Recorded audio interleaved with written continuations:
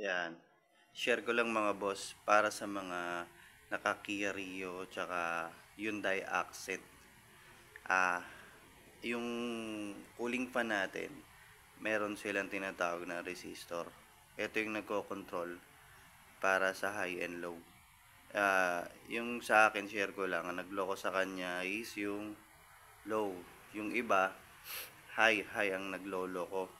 Pag high ang nagloko, may posibilidad na mag-overheat yung sasakyan nyo. Etong sa akin high, may problema. Yan, pinalitan ko na, share ko lang. Pakita ko rin sa inyo yung yung kung saan siya located. Yan. Ayun, sa ibabaw nung ito. Sa ibabaw ng pan.